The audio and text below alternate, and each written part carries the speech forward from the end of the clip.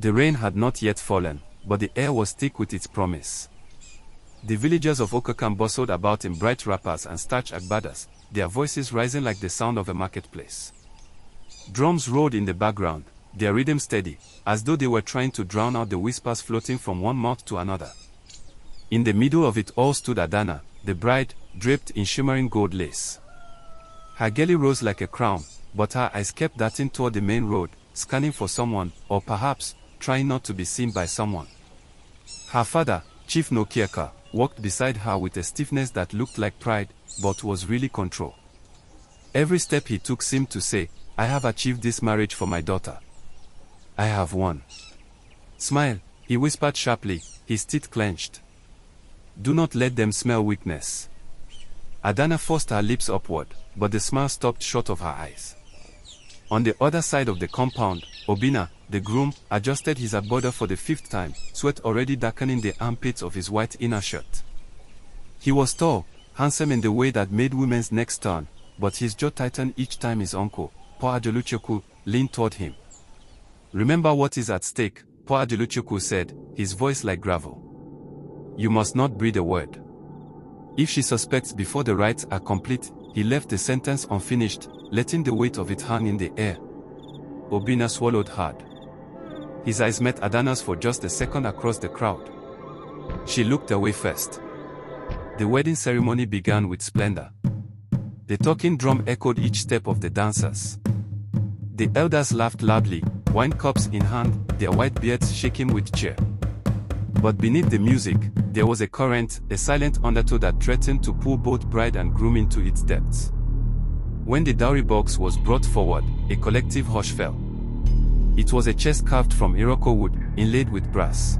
The moment the lid opened, gasps scattered like startled birds. Inside lay heaps of coral beads, rows of fine fabric, glistening gold bracelets, and thick envelopes stuffed with cash. Chief Nokiaka's eyes gleamed. "This," he declared to the crowd, "is how a man proves his love." The crowd clapped, but some, especially the older women, exchanged knowing glances. Obina's hands shook slightly as he poured palm wine into the traditional cup, presenting it to Adana. Her fingers brushed his as she took it, her eyes studying him as though trying to read something hidden deep in his soul. "You give this wine willingly?" she asked in a low tone, barely moving her lips. "Yes," he replied, forcing a smile. "With all my heart." But his heartbeat said otherwise. That night, after the feasting, Adana sat in her new room, the heavy beaded curtains swaying from the evening breeze. Obina entered quietly, closing the door behind him. He stood there for a moment, as though unsure whether to move closer or stay back. "You haven't said much today," Adana said softly. He gave a small laugh. "Weddings are exhausting." Her gaze lingered on him. "Obina, is there something I should know?" The question hit him like a blow. For a moment, he considered telling her everything, the real reason the dowry chest overflowed, the deal that had been struck in secret, but Poa Adeluchoku's warning replayed in his head. "No," he said finally, sitting beside her. "There's nothing you need to know, except that you're my wife now." Adana smiled faintly, but in her gut, a shadow had already started to grow. Outside, the first raindrops began to fall, tapping against the Iroko chest in the corner of the room.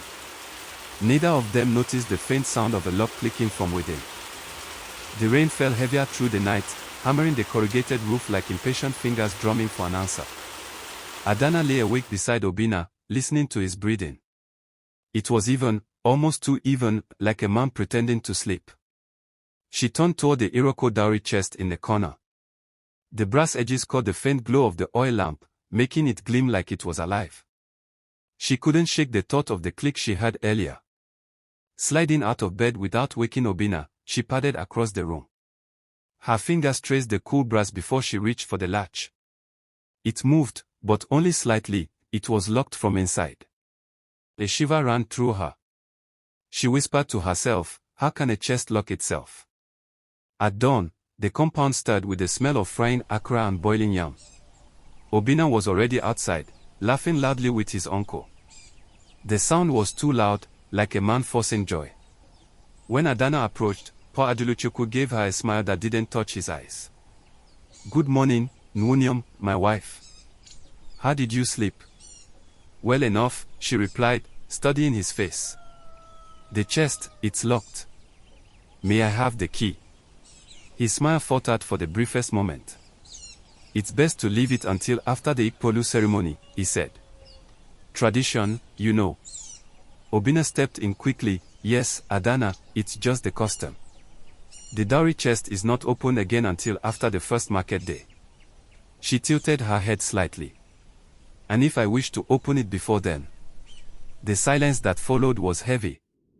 Pa Ajoluchukwu's hand tightened on his walking stick. Then you will break more than tradition, my dear. You will break this marriage before it begins. Later that morning, Adana wandered to the back of the compound, where the servants' quarters lay. She found Mama Ifioma, an old family friend who had helped raise her as a child.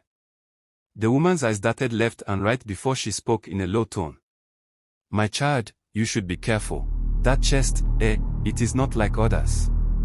What do you mean? Adana asked, leaning in. Mama Ifioma hesitated, then said, I saw them filling it. There were no gold bracelets. No coral beads. Only, she stopped, glancing over Adana's shoulder. Go, before someone sees us talking. That evening, as the sun bled orange over the rooftops, Adana decided she could no longer ignore the unease coiling in her chest. She confronted Obina in their room. Obina, I don't care about customs. I want to open the chest. Tonight. His eyes darkened. You don't understand. No, you don't understand, she snapped. I will not live in a house where the truth hides behind a locked box. For a long moment, they stared at each other. Finally, Obina turned away, his shoulders sagging. If you open it, you will hate me. That night, when Obina finally fell asleep, Adana took the small iron key from the pocket of his agbada. She walked to the chest, heart pounding. The key slid in smoothly, the lock turning with a reluctant click. The lid creaked open, revealing. Not gold. Not beads. Not cash.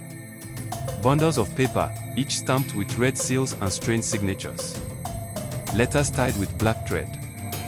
And at the very bottom, wrapped in one fabric, was a small carved idol, its eyes two tiny mirrors that reflected her face back at her.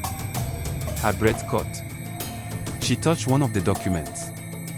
And the lamp flickered out. In the darkness, a voice she did not recognize whispered from behind her, now you know. Adana spun around, her hands trembling. The door to the room was still shut, but a shadow stood between her and Obina's sleeping form. The oil lamp flared again on its own, as if mocking her fear. The shadow stepped forward, and solidified into Pa Ajeluchukwu. His eyes were cold, and his voice was quieter than she had ever heard it. You were told not to open it. Adana swallowed hard. What is this? These papers, this idol, what do they mean? Pa Ajeluchukwu ignored her question and closed the chest gently, almost reverently. These are the guarantees that built your marriage. Without them, there would be no bride price, no ceremony, no union. She stepped back. So it's all fake. The dowry was a lie. His gaze bored into hers. Not fake. Necessary. Obina stirred and sat up, rubbing his eyes. What's going on? She knows, Pa Ajeluchukwu said flatly. Obina's face drained of color. He stood and faced Adana. Listen to me. I didn't want this. My family, our debts, they forced me to marry quickly. The documents are proof of land, property, and money that doesn't exist. The idol, he hesitated, glancing at his uncle, is the seal of the oath we took with the Okija shrine to make this marriage binding and profitable. Adana's stomach churned. Profitable. My father was sold a lie. You sold me a lie. Obina stepped closer, desperation in his eyes. I meant to tell you after the first market day. By then, my uncle would have cleared the debts using your father's political connections. She shook her head. And if my father finds out? Pa Ajeluchukwu's lips curled into something like a smile. He won't. Because you will say nothing. If you do, the shrine will collect its debt. From you? Over the next days, Adana moved like a ghost through the compound. Every time she passed the chest, she felt the mirrored eyes of the idol watching her. Every time she looked at Obinna, she saw not a husband but a conspirator. The whispers in the village grew louder, women gossiping at the well, men muttering over palm wine. Some claimed the dowry chest was cursed. Others swore they saw strange lights flickering in the couple's window at night. On the third night after her discovery, Adana dreamed she was standing before the idol. Its mirrored eyes widened until they swallowed her reflection whole. When she woke, her palms were wet, not with sweat, but with something dark and sticky. She confronted Obinna again, her voice sharp. "We can end this now. Return the dowry. Tell my father the truth." Obinna's jaw tightened. "You don't understand. If we break the pact, they'll come for us." They. Poor Ajoluchukwu's voice came from the doorway. "The ones who own the truth. The shrine does not forgive." Adana stared between them, the weight of her marriage pressing like a stone on her chest. She realized then that the price of deception was not just her trust or her freedom, it might be her life. Outside, a drumbeat began, slow and heavy, though no ceremony was taking place. Poor Ajoluchukwu's eyes flicked toward the sound. "They are calling," he said quietly. "And they never call without reason."